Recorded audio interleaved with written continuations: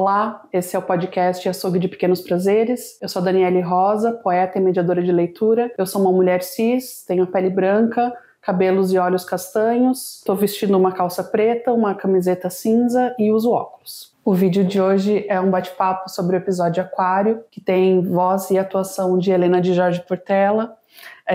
Helena é atriz e pesquisadora de arte acessível, idealizadora da Companhia Fluxissonante, núcleo pioneiro na criação de espetáculos bilíngues e biculturais em Libras e português. Desde 2019, assina a idealização e curadoria da mostra Claudete Pereira Jorge. Helena, obrigada por estar aqui.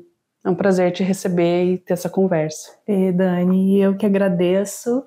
Eu sou Helena, eu sou uma mulher cis, de pele branca, tenho cabelos e olhos castanhos. Meu cabelo tá preso num coque bagunçado no topo da cabeça, uso óculos. Hoje eu tô com um casaco vermelho, com um bottom que diz Claudete para presidente. Claudete é minha mãe, não tá mais nesse plano, mas é minha mãe. Blusinha preta, calça xadrez escura e coturno. Um brinco na orelha direita e alguns penduricalhos, 2 anéis, 3 anéis. E a gente tá numa sala, né, Dani, que tem tijolinho à vista e o que é isso? É um tonel? Acho que é um tonel. É um tonel antigo, assim, que é uma mesinha que ficou bem legal, compõe super bem com a parede do fundo. Rústico, eu diria. A ideia desse bate-papo é fazer um raio-x, mais ou menos, do que é esse episódio Aquário, que é um trecho do Açougue de Pequenos Prazeres, né? Então, a gente vai se debruçar sobre esse episódio, essa ficção, e você colocou sua voz, sua interpretação. E eu acho interessante para a gente começar a pensar que o açougue é um universo ficcional e o aquário, ele é o primeiro, ele é meio que a abertura disso, né? Ele é um espaço que tem uma descrição assim, como se fosse inicialmente uma sala de espelhos, mas ele vai se transformando. Eu queria saber de você, como foi o seu primeiro contato com a obra, quando você leu o texto, o roteiro?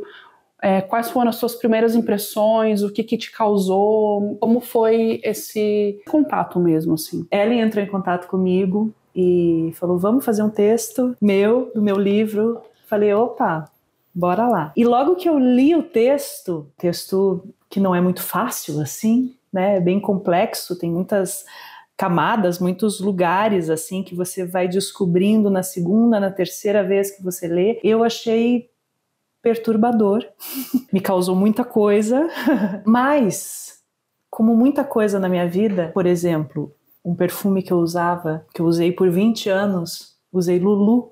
Quando minha mãe me deu esse perfume, eu falei, acho que não é pra mim. No entanto, a segunda vez que eu usei o Lulu, eu falei, meu Deus, que perfume maravilhoso! E usei esse perfume por 20 anos. A partir do momento que eu li a segunda vez o texto e depois li com Ellen o texto e em casa eu comecei a estudar e grifar, porque eu sou do papel impresso. Imprimi, grifei e comecei a estudar aquele texto e entrar cada vez mais naquele texto. Eu me apaixonei de um jeito, porque lá no começo eu pensei, nossa, vamos cortar umas coisas, né? Tem uns trechos aí que eu preciso de uma apresentação PowerPoint para acessar. No entanto, quando eu acessei, deu um boom na minha cabeça, que eu falei, que texto. A gente chegou na sala de ensaio, que eu fiz alguns ensaios com Ellen, e ela falou, acho que eu vou dar uma cortadinha, porque como a gente vai gravar, então vamos... Eu quase chorei, porque eu já estava completamente apaixonada pelo texto. Falei, meu Deus, eu preciso trazer esse texto para a cena, eu preciso fazer uma peça com esse texto, porque é muito maravilhoso. Então, me apaixonei, mas teve todo esse percurso, assim, de me sentir muito mexida com esse texto, me perturbar a cabeça, mas me apaixonar profundamente depois, assim, até pela complexidade do texto, sabe? Então, eu acho que isso que você trouxe é muito legal, porque mostra da disponibilidade que a gente, muitas vezes, enquanto leitor, enquanto pessoa que recebe a obra, que está tendo um primeiro contato, tem que ter disposição para adentrar nas coisas, porque, de fato, causam desconforto, causam estranhamento, não é um texto que você olha de cara, nossa, como eu amei. Não, você lê e isso aqui me causou coisas. O que são essas coisas? Acho que até talvez dê para pensar um pouco como metáfora desse mergulho, assim, na superfície as coisas estão meio estranhas, mas depois que você mergulha, elas começam a se tornar mais confortáveis, ou nem tudo é confortável na vida, na verdade acho que a maioria das coisas não é confortável, né? Mas como é que a gente lida com esse desconforto e transforma ele em outras coisas, talvez dê para pensar um pouco nisso, assim. E pensando nesse ambiente, que é um aquário, mas não é só um aquário, é um aquário que ele se ressignifica de várias formas. A gente tem esse ser, é um ser meio mutante, é meio um mamífero marinho, ou um meio anfíbio, um humanoide, que a gente vai, eu sinto durante o texto um pouco tentando desvendar o que é esse ser, né? Ao mesmo tempo que estranhando algumas coisas, se identificando um pouco, pensando no teu trabalho de criadora, ao olhar para esse texto e dar voz para ele. Como você definiria essa personagem? Assim, como é para você essa personagem? Acho que definiria é uma boa palavra que você trouxe, assim, como que eu definiria? Porque eu acho que é um pouco difícil definir essa personagem, porque ela é cheia de esquinas, assim. E eu gosto muito de brincar com isso, brincar com a palavra. Eu, por vários motivos, por sorte, porque também meus pais, por fazerem teatro, me abriram, sim, muitas portas. Eu sei de todos os privilégios que eu tenho. Então, eu trabalhei com muitos diretores, com muitas diretoras, trabalhei com muitas pessoas diversas, e eu acho que essa foi a minha escola. Eu não passei pela academia, mas a minha escola de teatro foi desde meu nascimento, que foi praticamente numa coxia. Então, tudo isso que eu tenho, tanto de repertório indireto, que é com o teatro que meus pais já faziam muito antes de eu começar a fazer teatro, me faz querer muito fazer cada vez mais personagens complexos e cheios de esquinas. Então, eu gosto muito de brincar com mudança de voz, brincar com timbre, brincar com ritmo, essa coisa também que a gente pode se dar a liberdade, e Ellen me deu essa liberdade de brincar muito, até com a pontuação do texto, assim, sabe? Com a cadência dele, pensar muitas vezes no texto como uma música que pode ter uma pausa nos momentos imprevisíveis, assim, sabe? Isso eu gosto muito. Então, brincar com esse texto tão complexo, tão cheio de possibilidades e tão difícil, muitas vezes, de definir o que é essa personagem, quem é que está falando ali na rádio, quem que é esse ser mamífero, o que esse texto se assemelha a coisas também bizarras do tipo, se você pagar, dependendo da quantia, você pode tudo. Então, assim, esse lugar, assim, assustador do você pode tudo, venha realizar todos os seus desejos aqui, é muito interessante, assim, para você criar uma personagem. Por isso que foi muito fácil também de querer ter o desejo de ver esse texto num palco de teatro, sabe? Porque ele tem, isso está muito em alta, mas é um texto que tem infinitas possibilidades.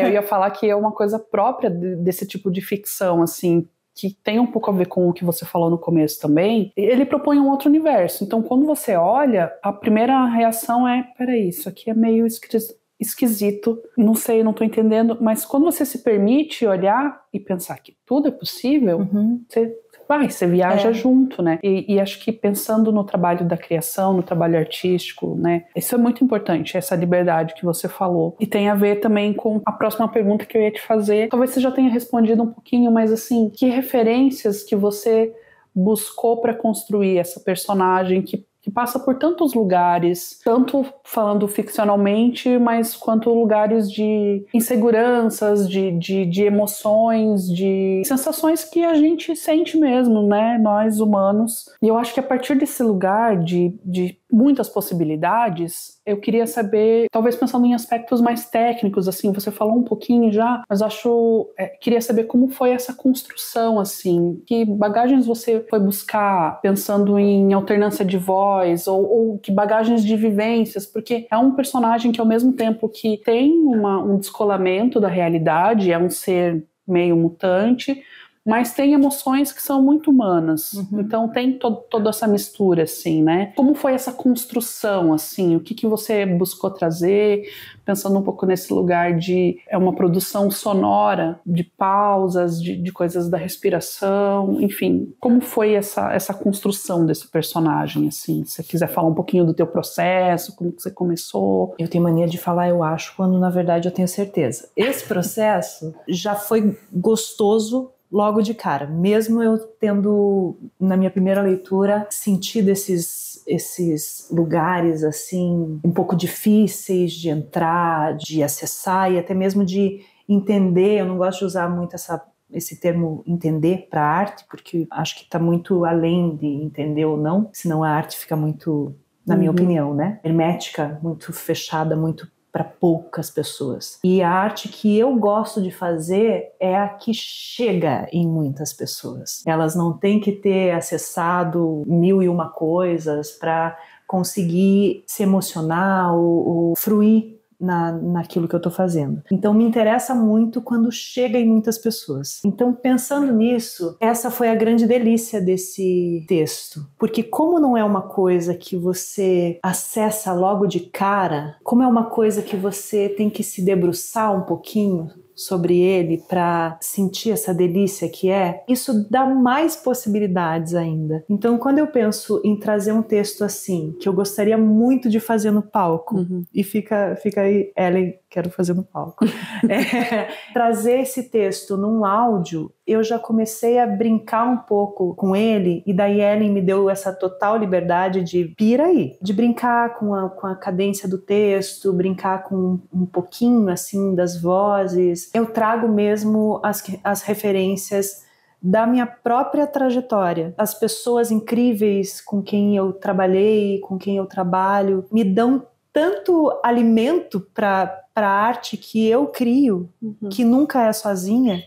Então, se esse podcast está desse jeito, foi não só por causa do texto escrito, mas foi da relação que eu tive com Ellen nos momentos de ensaio, assim, sabe? É claro que vem muita coisa que eu já fiz, muita coisa que eu já li, que eu já acessei de outras formas, mas eu acho que é basicamente a minha própria trajetória com outros grandes artistas, com outras grandes artistas, que me alimentam tanto, assim, hoje em dia, no que eu faço, sabe? Para mim é um deleite poder brincar com as palavras, porque não é uma historinha com começo, meio e fim, ou até é, mas se eu pegar o fim e botar no meio, também funciona, e se eu fizer uma mistura e um carteado, ela também funciona. Então eu gosto muito, assim, dessa loucura na criação, sabe? Me instiga, me dá vontade de entrar ainda mais, assim, naquele texto, sabe? E me faz chorar daí quando a pessoa que escreveu fala, vamos dar uma cortadinha? Poxa, tava tão legal. Tem uma coisa muito legal, pensando nesse universo do açougue, que você falou um pouquinho aqui, que é uma obra multilinguagem. Já foi feita como desenho, colagem, GIF, em vídeo, tem o texto, o livro, agora uma produção sonora, e aí você fala dessa vontade... mais uma peça de teatro. Vem aí. Inclusive, quem não ouviu ainda o episódio antes dessa conversa, por favor, pare e vá ouvir, eu acho, porque é muito gostoso, né? Eu queria puxar justamente para esse lado, pensando na radionovela, que é uma coisa que hoje em dia a gente não tem esse costume de ouvir, não tem essas produções, mas quando eu parei para ouvir o episódio, eu falei, gente, isso aqui é uma radionovela, é uma ficção para você ouvir, né? Claro que com os podcasts hoje em dia, isso veio à tona, né? A gente voltou a ouvir coisas, mas se tinha parado com esse costume há muitos anos, né? Então, para você, que é uma pessoa que tem uma pesquisa em arte acessível, trabalha com audiodescrição também, mas pensando em toda a parte visual. Teatro é uma coisa muito visual e a tua pesquisa com Libras é muito visual, né?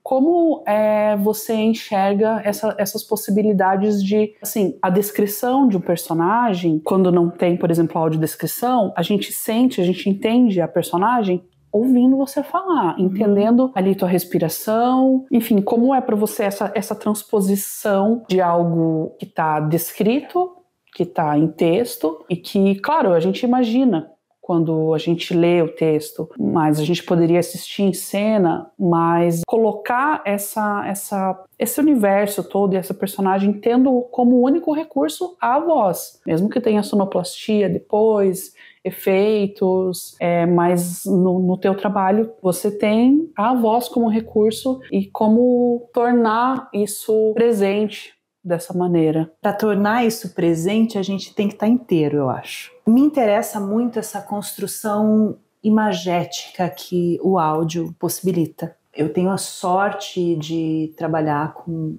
grandes pessoas, com uma diversidade muito grande de pessoas, de artistas. Eu fico imaginando assim a construção imagética de uma pessoa ou cega ou vidente ou baixa visão, escutando um podcast, escutando um texto dessa complexidade e fazendo a sua própria criação de cores e formas e lugares que isso pode estar acontecendo, porque o aquário é de um jeito, para mim, é de outro completamente diferente para você, de outro completamente diferente para a pessoa que está nos filmando hoje, para o Fê. Isso é muito legal, porque a minha construção imagética jamais vai ser igual à sua, jamais vai ser igual a outra pessoa, diferente de quando a gente dá a coisa pronta. Então isso também é algo que me interessa muito. E a partir do momento que a gente traz algo, uma criação, enquanto artista, e bota ela na roda, joga ela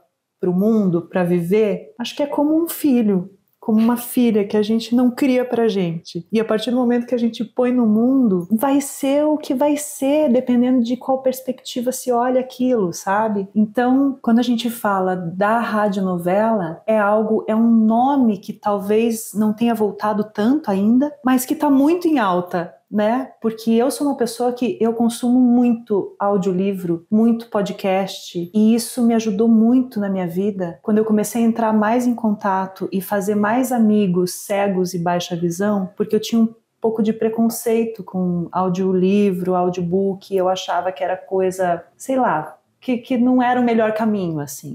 No entanto, é uma possibilidade que a gente tem que muitas pessoas videntes não aproveitam por puro preconceito. Sim. Eu, muitas vezes, não tenho tempo, até porque eu leio devagar, eu sou disléxica, então eu tenho que ficar voltando, às vezes eu troco umas palavras, e o audiobook girou uma chave, assim, dentro de mim. Eu falo, meu Deus, eu posso ler, então, um livro por dia, se eu quiser, sabe?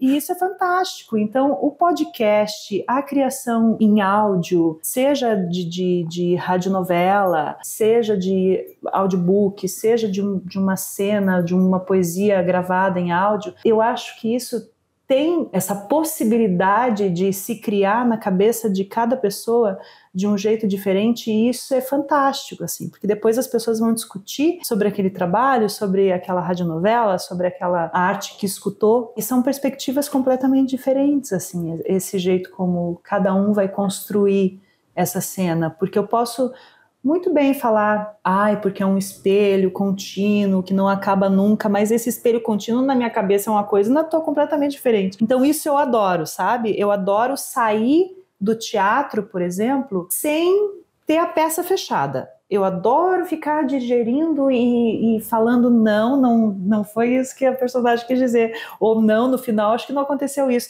Adoro discutir sobre aquilo depois, ficar reverberando aquilo. Eu acho que o áudio traz essa possibilidade de construção imagética que ela perdura, assim, sabe? Que ela continua se construindo depois. É muito bacana a gente pensar nesse lado que nada está pronto. A arte não é assim, que não existe uma resposta certa, que não existe uma única maneira de ver as coisas. E quando a gente tem uma obra que aponta diversas possibilidades, que a minha leitura é diferente da sua e que elas podem se completar ou elas podem ser antagônicas e tá tudo bem também, isso é o mais incrível, né? Sim. Eu adoro, por exemplo, quando eu disse que eu não uso muito essa palavra entender, é porque eu acho que durante muito tempo, e eu sou desse muito tempo, então eu posso falar isso com segurança.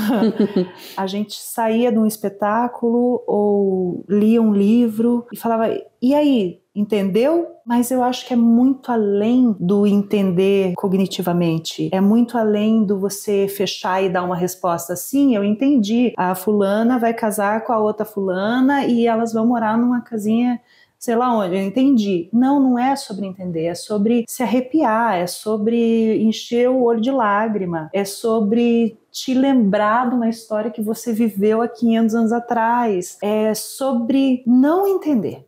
É muito mais sobre não entender. E eu não quero entender arte. Eu não quero entender uma música que eu escuto. Eu não quero entender, eu quero sentir. Eu quero que me atravesse, sabe? Eu quero viver, eu quero reverberar, eu quero ecoar aquela arte que eu acabei de consumir. E daí sim, a arte é para todas as pessoas. Porque quando você usa, e eu não estou falando nunca mais, vamos falar, entendeu? Não, cada um entende de um jeito. Inclusive, tudo que eu estou falando aqui, se tem alguém que vai usar isso contra mim, saiba, é só a minha opinião sobre a arte que eu faço e que eu consumo. Então, para mim, é muito além do entender. E é muito legal quando a gente tem uma referência. Quando você vai assistir uma peça e você fala, nossa, eu já li o livro dessa autora, ou eu sei do que eles estão falando ali, sabe? É muito legal quando você tem esse sentimento assim de conexão com aquela arte que você está consumindo, sabe? Que você está experienciando. Mas ela pode ser de várias formas. Ela não precisa ser, como eu disse, hermética. Ela não pode ser para poucas pessoas, porque essa não é a arte que eu acredito. Eu cometo inúmeros erros na arte que eu faço. Todo mundo. Mas eu prefiro ir errando, e eu acho que isso também, com umas frases feitas aí de TikTok, acabou bombando de uns tempos para cá, mas essa é a forma que eu sempre pensei, que eu prefiro ir errando e fazendo e melhorando, até com relação à acessibilidade e as coisas que eu faço na minha própria companhia, eu cometo muitos erros. Mas, no entanto, a maioria das pessoas que me apontam o dedo falando dos erros que eu cometo, não estão fazendo muita coisa. Então eu prefiro ir errando e tombando e levantando e pedindo desculpa e falando, ai gente, puta, caguei de novo, sabe? Mas ir fazendo, porque a vida é agora e as pessoas estão aí vivendo. A gente não pode e não deve esperar 10 anos para mostrar um negócio perfeito, até porque a perfeição é uma ilusão. E o perfeccionismo, na minha opinião, é um grande sabotador de tudo, assim. Eu muitas vezes sou um pouco perfeccionista, mas eu tento fazer com que na minha ação, e isso com a ajuda de muitas pessoas, inclusive com a tua ajuda aqui nessa nossa conversa, é fazer com que vamos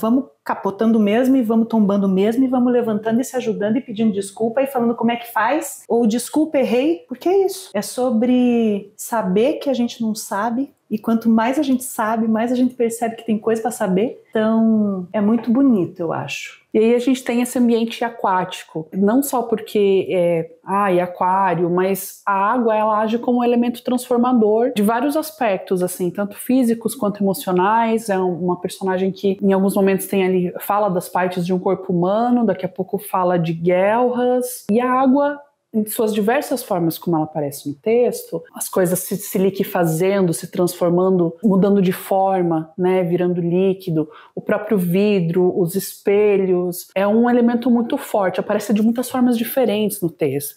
E a água é esse elemento muito simbólico, assim, diversas metáforas para a memória, para a vida, para tempo, em formas diferentes também. O rio que corre, a água do mar. Quando eu estava ouvindo, eu lembrei de um solo teu que eu assisti há uns anos atrás. Foi assim que o oceano invadiu a minha casa. Para mim se conectou muito, assim, vários aspectos da cena se conectaram com essa obra, apesar de que, se você for pensar pela temática, são coisas completamente diferentes, mas eu queria ouvir um pouco de você um pouco sobre esse elemento, assim, da água, porque voltando para a coisa do aquário, né? Nós, seres humanos, nosso habitat natural é a Terra. Mas a gente lida com água o tempo todo. Nós somos 75% feitos de água. Muitas pessoas têm uma relação, por exemplo, com o mar de um pânico total ou um amor incondicional. Uhum. Então a gente somos seres terrestres, habitamos a água de algumas formas. Não é bem uma pergunta formada, mas jogar isso para você, assim, como esse elemento você acha que age nesse contexto, ou enfim. Que legal que você assistiu esse solo é muito importante para mim, porque eu criei no momento mais desgraçado da minha vida. Esse foi um espetáculo que eu fiz com a Súbita Companhia, com a ajuda de apoio de muitas pessoas, porque nada que eu faço sou só eu. Nada, mesmo quando parece, mesmo quando eu tô gravando um videozinho em casa, tem todas as pessoas que me ajudaram na minha trajetória, tem as pessoas que me ajudam nos por fora, que ninguém fica sabendo, mas quando eu construí esse solo, eu tava passando pela pior parte do luto. Eu falo muito dessa ruptura entre a vida e o plano espiritual, essa coisa do abraço que não se tem mais, da voz que não se escuta mais.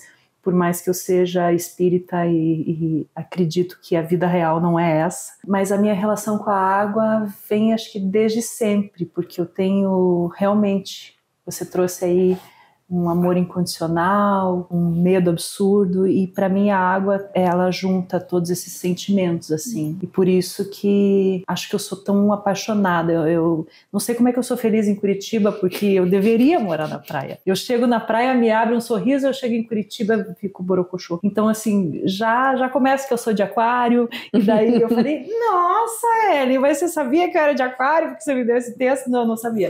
Então, assim, tá tudo interligado. Eu acho que tem isso que você falou que me chamou muita atenção, que é esse ambiente aquático é um lugar que a gente não controla, não tem controle, que modifica a nossa existência, nossa respiração, nossos movimentos. E uma coisa que eu fiquei pensando é que o texto dá essa indicação pra gente, faz essa provocação. Seria possível uma transformação física para habitar esse lugar novo? Puxa, eu acho que eu vou querer isso.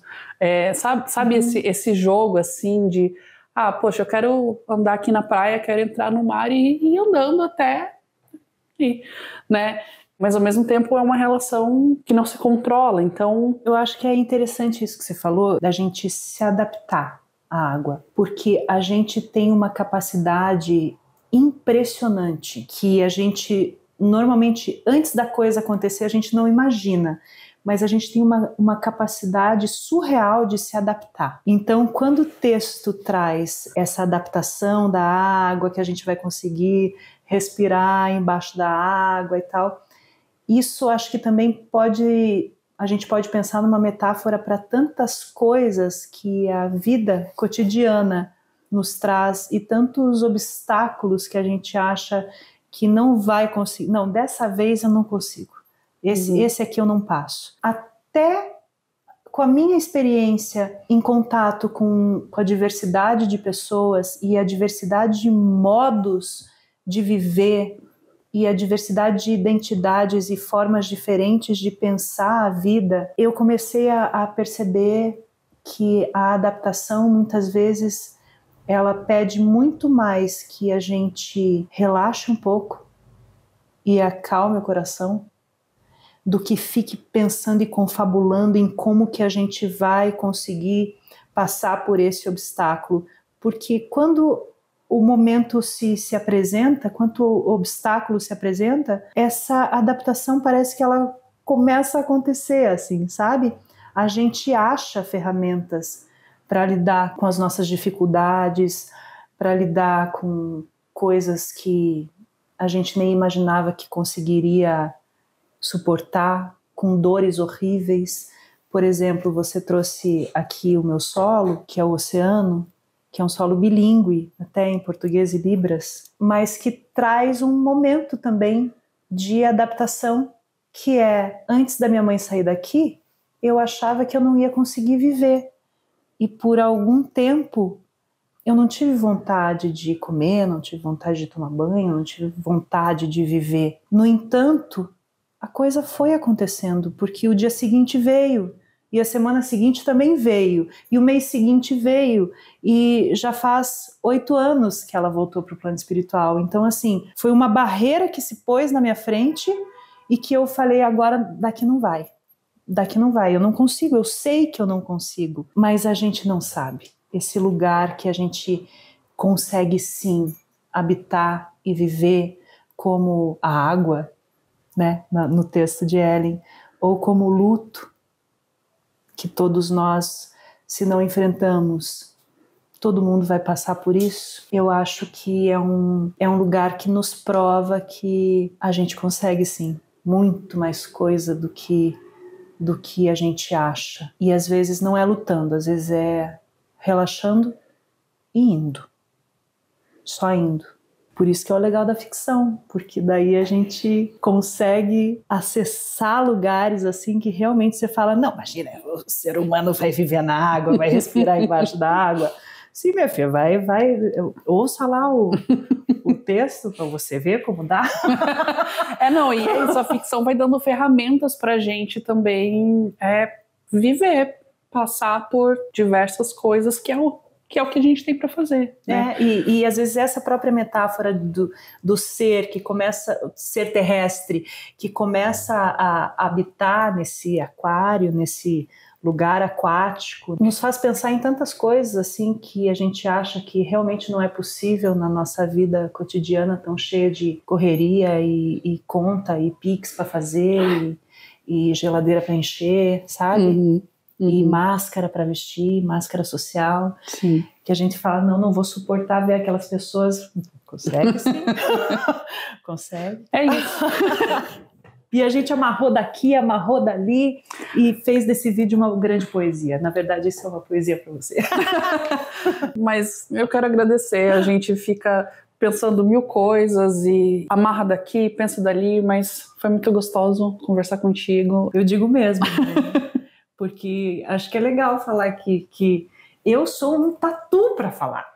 E daí eu falei, quem que é essa Dani? Quem que é essa Dani? Daí eu falei com a Dani, e a Dani já foi uma querida, super empática, ela falou, relaxa, vai dar tudo certo. Eu falei, eu não sei falar, Dani.